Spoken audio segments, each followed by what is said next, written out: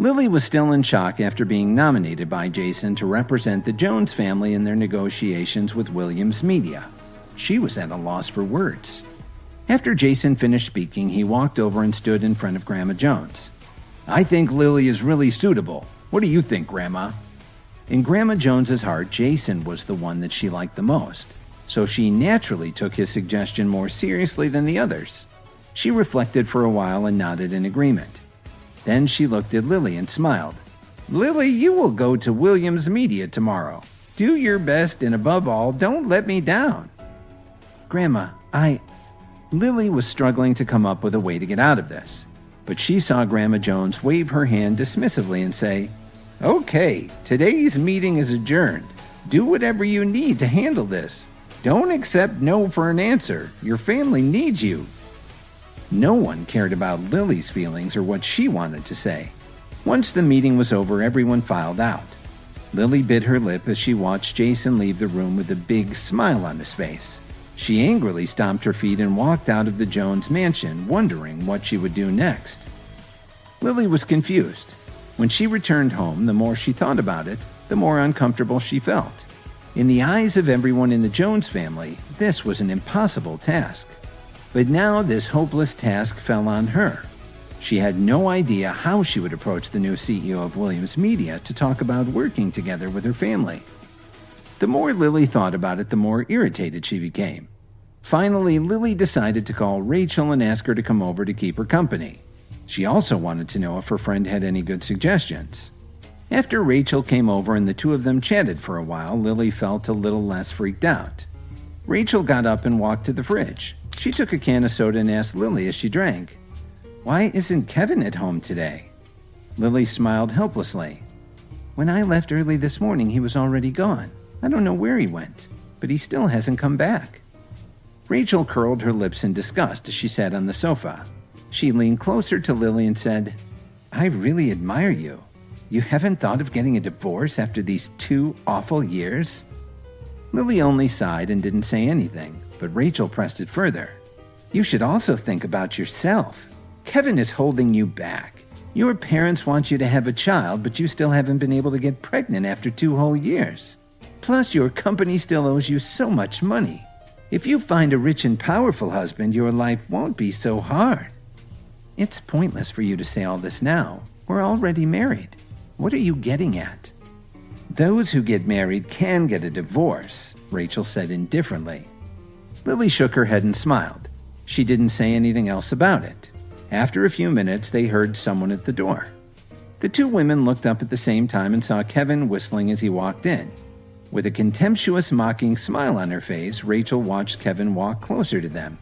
As usual, Kevin was wearing a t-shirt and shorts. He looked like such a loser. Kevin naturally saw Rachel's disdain for him, but he didn't care. He strode up to Lily and sat on the sofa with a smile. He looked at her and said, "Lily, your company still needs $4 million, right?" Lily didn't even bother to look at him. She picked up an emery board and started to do her nails. "Why are you asking this?" "How dare you try to rub it in? Why do you always say things that make Lily unhappy? Are you afraid that her life will be too easy?" Rachel sat up straight and stared at Kevin. Lily sighed and gave Rachel a penetrating look that told her not to criticize Kevin anymore.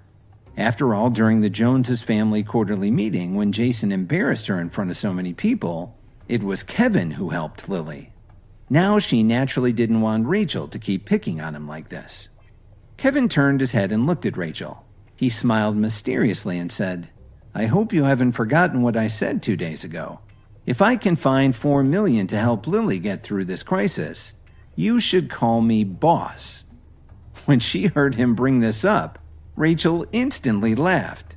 "I sure did say that. And if you can't find her $4 million, how about you call me boss? I've never seen someone as helpless as you who still likes to put on airs." Kevin sneered. He took out a bank card from his pocket and handed it to Lily. "Lily, I originally wanted to bring you cash, but it was too much to carry around. This card has $4 million on it. Take it." Lily took the card in a daze and didn't know how to react. Rachel laughed again. She felt that Kevin was acting like a fool again. "I can't believe you're still carrying on with this lie. I'm dying of laughter." "Who's the boss?" Kevin asked quickly. "It's not you." After saying this, Rachel realized that she had been tricked. Her face immediately turned red and she glared at Kevin. Kevin chuckled and looked at Lily, who obviously didn't believe him and was about to toss the card in the trash.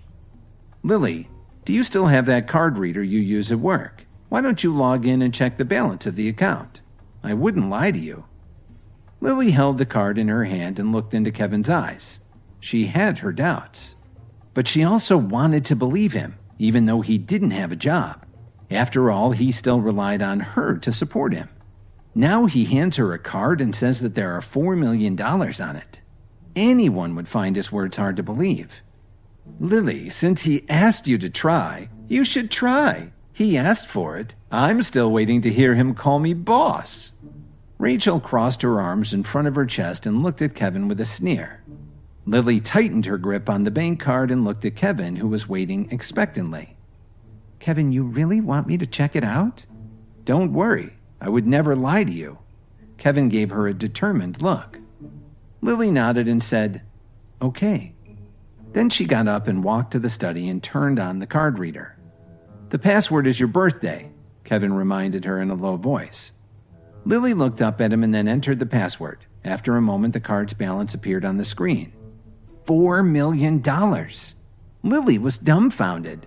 When Rachel came over and saw the long string of numbers, she stared open-mouthed at the screen. "How is this possible?" she asked. As soon as Dorothy Jones entered the house, she saw that something was up. She frowned and walked over to Lily, Kevin, and Rachel in the study. "What's going on?" When her gaze fell on the ridiculously high number on the card reader, she was absolutely stunned. "Where did you get so much money from?" Lily looked up at her mother and then looked at Kevin. She pursed her lips and replied, "Kevin gave me the card." "What? Kevin gave it to you?" Dorothy Jones looked at Kevin in disbelief. "Where did you get so much money?" Kevin smiled and shook his finger at her playfully. "I can't tell you, so please don't ask, but I can assure you that this money came from an honest source. Lily, just use it and don't worry." Then he turned to look at Rachel. He scratched his ear and said, "I believe you said you wanted to start calling me boss. You can start. I'm waiting." Rachel stared at him in wide-eyed disbelief. She was really flustered, and she raised a scolding finger toward Kevin. She was tempted to berate him again. Before Rachel did something rash, Lily quickly took the card and the reader and pulled Kevin into the bedroom. "We are the only ones in this room now. Kevin, tell me the truth. Where did you get this money from?" Lily asked softly. She locked the door behind her and walked slowly up to Kevin. He looked at her guardedly, but he was secretly delighted. Lily was concerned about him, wasn't she? He thought for a moment, smiled, and asked her gently, "If I told you I'm actually an incredibly wealthy business executive and that this money is a drop in the bucket for me, would you believe me?" Lily frowned at him and pulled away. "Don't joke around. Forget it. If you really don't want to tell me, I don't want to keep asking you. Anyway, you have to promise me that this isn't dirty money. I hope that you're not involved in anything illegal. Otherwise, I would rather see my company go bankrupt than to take a dime from you." Kevin sighed when he heard her say this. "Don't worry. I guarantee that the money is legal. You just need to use it quickly to save your company." Lily had her doubts, but he was so convincing. She thought for a long moment before putting the card away. As she did this, she said, "Okay, I believe you. You can rest assured, too. I will definitely pay you back as soon as possible. It may take some time, but I'll repay you." "My money is your money." Kevin waved his hand nonchalantly and walked out of the room. When he got to the living room, he saw that Rachel had already left. "She ran away before she called me boss," he figured. Later, Dorothy was also wondering where Kevin had gotten the $4 million, and Lily pulled her aside. She spoke to her mother very quietly and seemed to calm her fears. Afterward, Dorothy's attitude towards Kevin was a little gentler than before. Recently, Chicago had been in financial turmoil, and as the leading company in Chicago, Williams Media had suddenly taken on a young new CEO. Just when countless companies in the entertainment industry were dying to work with them, Williams Media was rejecting all of them. They even turned away the larger companies that they had always done business with. It made sense that the ones who were able to join forces with Williams Media had to be tied to a wealthy Chicago family or a large company. But this time, what shocked everyone was that they were partnering with a relatively unknown family, the Jones family. Many people had never heard of Lily before, but she had actually managed to come to an agreement with Williams Media. In Chicago, the Jones family was only considered to be a third-rate family, and Lily was only from a minor branch of the Jones family tree. In the upper crust, most people didn't even know that she existed. Some people also heard that Jason had approached Williams Media to discuss a partnership, but was rejected. This was even more confusing. Even the great Jason was chased away. How did Lily, this unimportant member of the Jones family, manage to get her foot in the door with Williams Media? What was the new Williams Media CEO thinking? Why did he choose to work with the insignificant little Jones family instead of so many powerful companies? Lily herself couldn't figure it out. No one would believe her. On the day when she went to discuss the partnership, she didn't get to see the CEO. All she had to do was sign the contract. Everything went over so smoothly, making her feel like she was dreaming. The Jones family had booked the entire banquet hall of the very luxurious Whistler Hotel in Chicago for that evening. Grandma Jones brought everyone together to celebrate Lily's success in sealing a deal between the Jones family and Williams Media. Everyone in the Jones family accepted Grandma Jones's request to attend the celebration banquet. On top of that, Grandma Jones had invited a lot of famous people in the Chicago area to attend their bash. There was only one goal, and that was to let everyone know that the Jones family had formed a partnership with Williams Media. In the future, the family would definitely have a chance to become one of the top families in the Windy City, as some people referred to their town. Lily had become the most noteworthy guest in the banquet hall. This was mainly because she had done so much for the Jones family, so she was the most important invitee of the celebration. Kevin followed behind Lily, who was dressed ever so elegantly. Just as he was about to take a seat, he heard a cold rebuke from someone beside him. "Please find another seat. This one is reserved for Miss Phoebe Anderson." Of course, it was Jason speaking. Behind him stood a beautiful young lady wearing an elegant silk dress that fit her very snugly from its low slit up to its high neckline. Kevin casually glanced up at her, looked away, then turned back again to get another look. He felt that this woman seemed somewhat familiar. He thought he'd seen her somewhere before. Jason saw that Kevin hadn't moved and was still staring at Phoebe.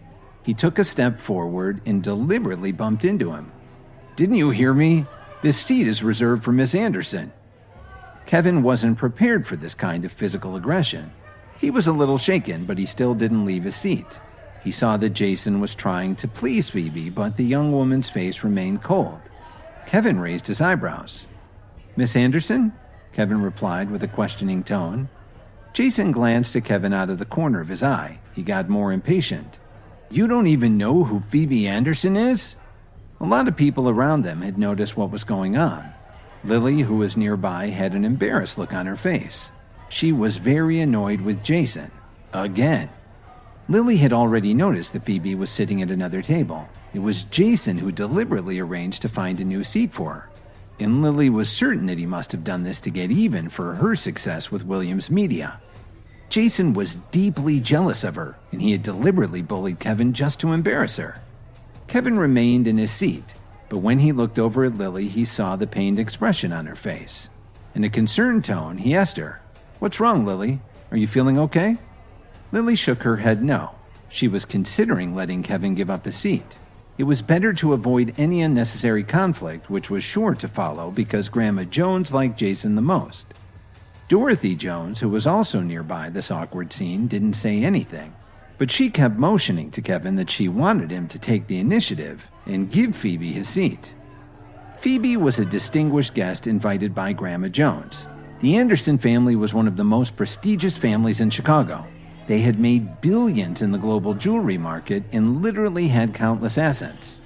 How could this squabble be resolved without insulting such an honored guest and her family, and without upsetting Grandma Jones? Hi guys, Kevin here. Listen to full episodes of Insta Empire exclusively on the Pocket FM app. Click the link in the description to install the app now.